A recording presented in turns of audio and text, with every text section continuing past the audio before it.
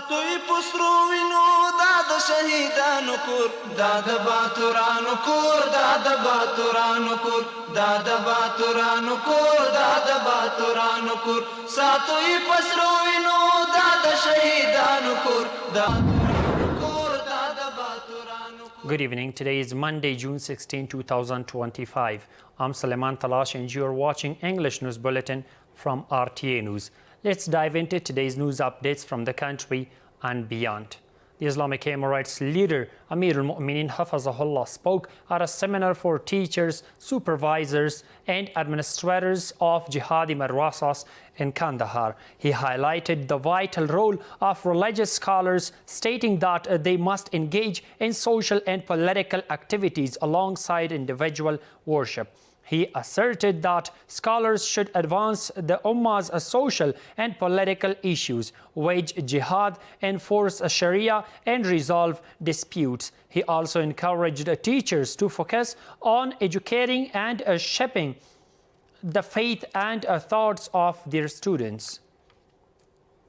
Overseas, international media have reported that Iran has initiated a new series of missile attacks against Israel, raising concerns in the northern region of the occupied territories. According to these reports, the most recent Iranian strikes targeted a significant weapons factory belonging to Israel known as Rifle.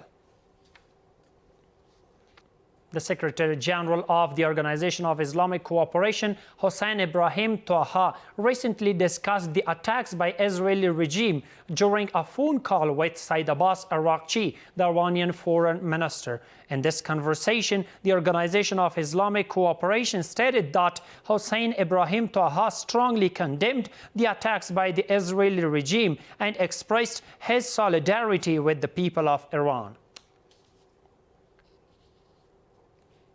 The Ministry of Finance has announced that Afghanistan's borders and customs with neighboring Iran are now open and trade is proceeding normally without any issues.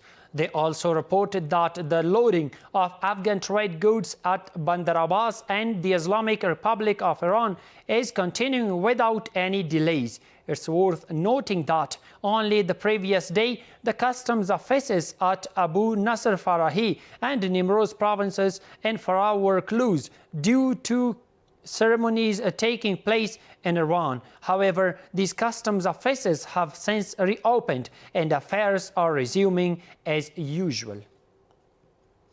The Minister of Industry and Commerce met with the Ambassador of Kyrgyzstan in Kabul to discuss enhancing trade relations. The Ambassador invited the Minister of Industry and Commerce to the upcoming Bishkek Forum and announced that a high-level delegation from Kyrgyzstan led by the Deputy Minister of Economy would soon visit Kabul to explore collaboration opportunities. Here is a detailed story. The Minister of Industry and Commerce held a meeting with the Ambassador of Kyrgyzstan in Kabul to discuss matters related to trade, transit investment and humanitarian assistance.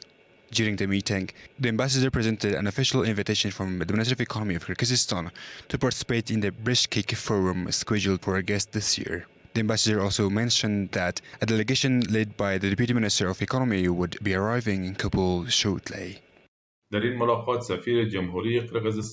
In this meeting, the ambassador of the Kyrgyz Republic presented an official invitation from his country's Minister of Economy and Trade to the acting Minister of Industry and Commerce of the Islamic Emirate of Afghanistan to attend the Bishkek Forum, scheduled for August this year. He also announced an upcoming visit to Afghanistan by a delegation led by Kyrgyzstan Deputy Minister of Economy and Trade. Economic analysts believe that expanding trade relations with neighboring countries is crucial for Afghanistan's economic growth and development, and this expansion can enhance the import and export of commercial goods. The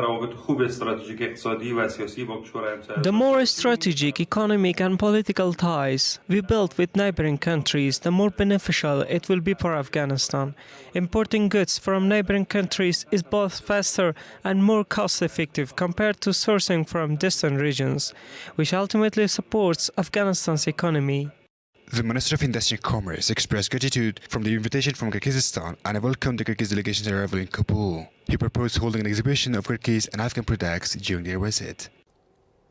The Afghanistan Bank's recent decision to lift restrictions on deposits and cash collateral for citizens is seen as a significant positive change. Analysts believe that this will enhance customers' confidence in the banking sector and stimulate economic activity. Here is the rest of the story.